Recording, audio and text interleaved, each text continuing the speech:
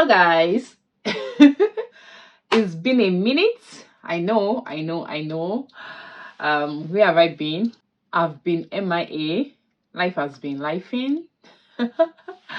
I've been busy with family life and so many other things. But if you follow me on Instagram, I'm sure that you guys see my posts very frequently than you do here on YouTube. So if you're not following on Instagram, you might just want to catch up on Instagram. I'll leave the handle here, and just follow up and keep tabs with me over there. So today I got few minutes and I quickly want to address something very quickly.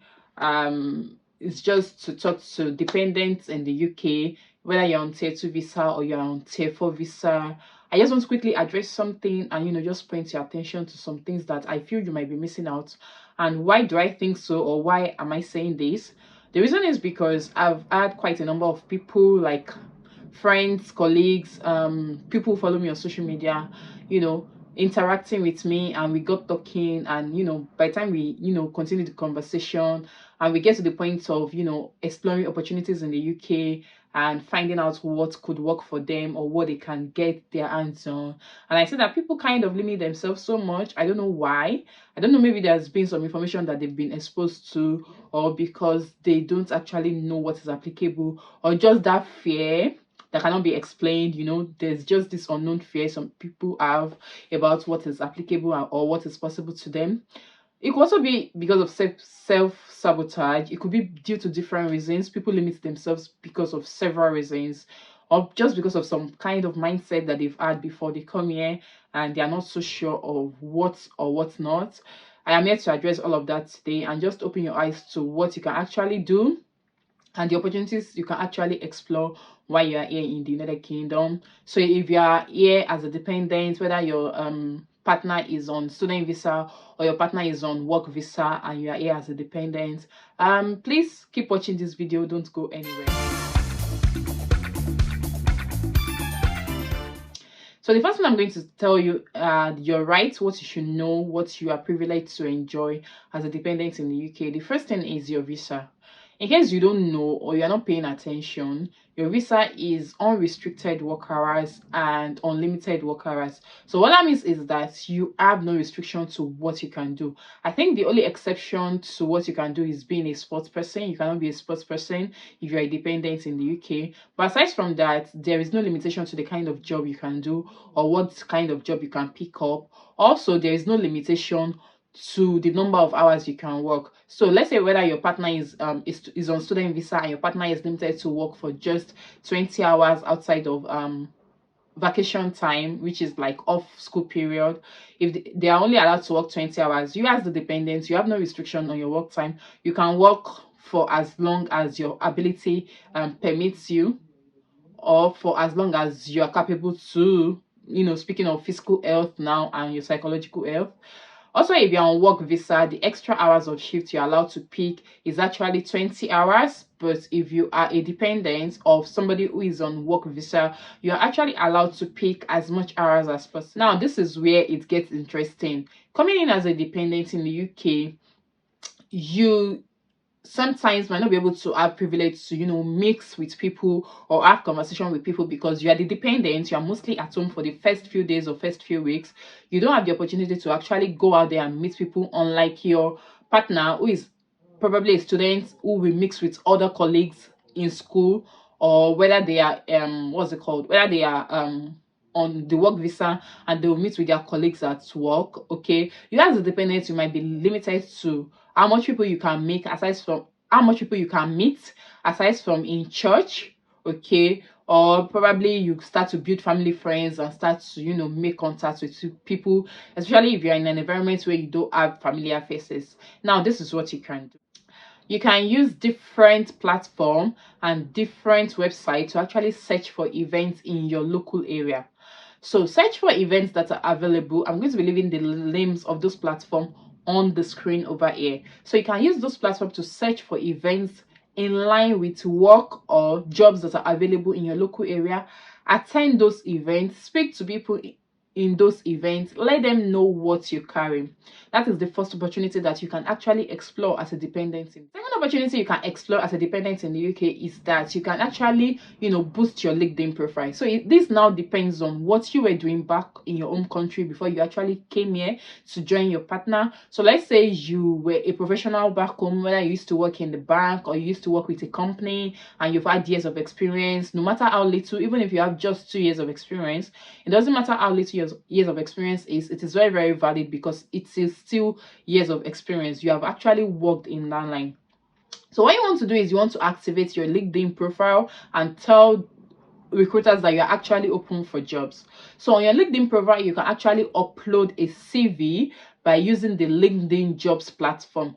You can upload a CV and put your profile in a way that it will show recruiters that you're open to work. One thing people don't realize is that in the United Kingdom, if you are using LinkedIn, there are recruiters that they are just on LinkedIn to actually source for opportunities. Like, they're actually there to source for human opportunities, human resources. Like, they want to employ you. That is what their job is, and they go to LinkedIn to do things like that. So you can upload your CV on LinkedIn, change your location indicating that you are now in the United Kingdom, upload your phone number. If you want to be very private, just make sure that the phone number is visible mostly to recruiters, so that when recruiters want to contact you, they'll be able to call you directly to speak with you. Okay, so you want to actually work on your LinkedIn profile and use that option to explore opportunities that are available. You can also narrow your search on LinkedIn to check for job events that are available within your local community, and you can attend such events. I'm going to point your attention to the fact that you should not limit yourself in this country. So let's say professionally you used to work as a banker back in your home country. I'm using the banking profession because I personally believe that is one of the most popular ones. So let's say that you were working in the bank back in your home country, and there's a particular branch of the bank where you work. Like, there are different sections in the bank. There is operations, there is marketing, there is fraud investigation. There are different sections in the bank. So let's say that you've actually worked in a particular section. You should not limit yourself because you've just worked in that section, because the truth is sometimes there is rotation even within your local office, and you are privileged to work in other areas. So if you have experience in other specialty within your profession, you actually want to explore that in this country, even though that is not your main or your primary place of appointment. But the fact that you've had experience in it is very, very valid and very, very important, and you can actually capitalize on that to get you opportunities. Let me give you a very practical experience. Recently, a friend of mine actually got a job, and she got a job as a mental health nurse. Note that she came into this country as an adult nurse. She has no mental health experience other than the clinicals that we did while we were in school. She capitalized on the experience she gained during that clinical posting while we were in school, used it to get a managerial role as a mental health nurse. And now she has resumed that job and she's enjoying it. She no longer has to wear uniform like I do. She no longer has to do some very ridiculous things that I do in my workplace. Now she's doing, something more softer and more enjoyable for her. So even if it's just 6 months experience you have in that area, explore that opportunity. One other thing you can do is you can go for that to now get a certification in that line and just use it to pitch yourself and promote yourself to whosoever is recruiting you. What is most important now is when you are going for your interview, make sure that you have read about the job description. You know what the job description is about. You know what is expected of you. That is what you will use to actually promote yourself at the interview and show your employers that you are worthy of their time and they should consider you being a member of their staff soonest. Okay, unless that you came in but initially it was rough, you are trying to settle down, get accommodation, sort things out. I started with a care job or with a warehouse job.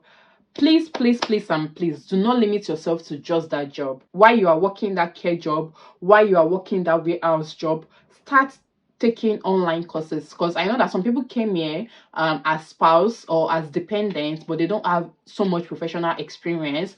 Maybe they had their own personal business they were running back home, or they had their own stuff they were doing back home, and they don't have the professional experience. There is not a limitation to what you can do. So while you are working the care job or while you are working the warehouse job, start taking courses, okay? And before you take those courses, research around your area. Which course is flexible enough to actually give me time for childcare if you have children? So you can take courses that will give you the opportunity to actually take on a remote job thereafter. After you finish the course, you can actually look for opportunities around jobs that will give you that flexibility of getting a remote job, and it will help you to handle childcare a little better than how worse it can get. If you get what I mean. Do your research, find out which jobs are profitable in the United Kingdom. And I know a lot of people will be like, I'm too old to read. There is nothing like that. You are not too old to do anything. How old are you, sir? Are you 50? But regardless, even if you are 50, I know someone personally who was 51 and he came to the UK to do a master's program. So it depends on the end goal. You should always focus on the end goal. It's not about the now, it's about the later. So click up on the opportunities, be open to learning in UK is very, very easy because the environment is conducive. There is electricity supply, there is access to internet services, so it's actually easy to learn here. So if there are things you feel that you need to learn, please learn them. Take courses at the comfort of your home. You can get those courses done, and the certification is very much recognized anywhere and everywhere. So like I said, just do your background check, do your research to actually determine what you want to do and what you want to achieve. Now finally, to wrap all of this up, I'm going to tell you some basic things that you probably don't know yet, because some of the things I've said earlier you may have an idea or a clue, but this one you may not know. Now let's say you're trying to look for a job in the United Kingdom as a dependent. There are different kinds of jobs you can do. So let's say that you have like experience in administration or in tech or something. One of the things you can use to chase away recruiter is when you start telling them you need a job with visa sponsorship. That should not be your priority, because I understand that you may be under the pressure that, okay, if your spouse finishes school, you want your own job to come with visa sponsorship so that you can capitalize on that by the time they are switching visas, blah, blah, blah.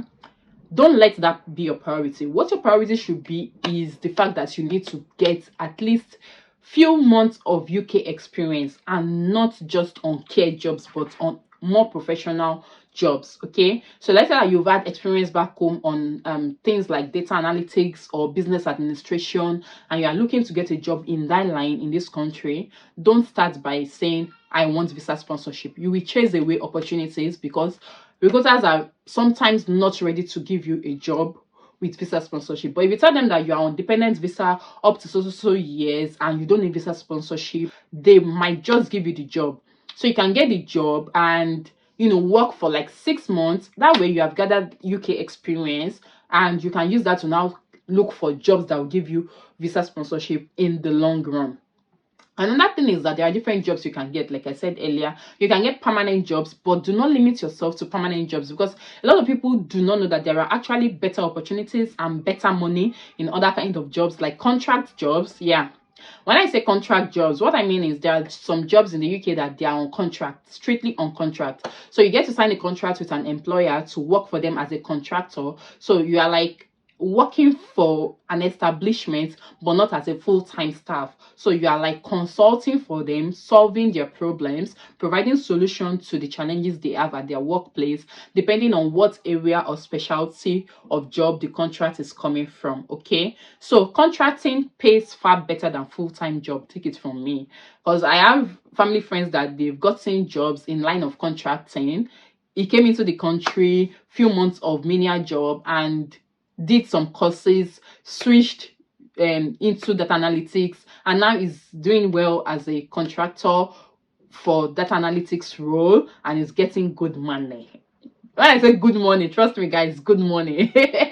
Good money. So yeah, you can actually explore the opportunity getting contract roles. If so, don't limit yourself to just permanent jobs because you are looking for visa sponsorship or you want something extremely corporate. No, open yourself up to getting roles in line of contract. It could be temporary, it could be 4-month contract, it could be 6-month contract, it could be 8-month contract, it could be 1-year contract. It depends on the company and the kind of job you get. Okay, so open yourself to that opportunity. If you get a contract job, pick it up, do it excellently well. If you're able to do it excellently well and they're impressed with your output, they might go extra mile in renewing your contract.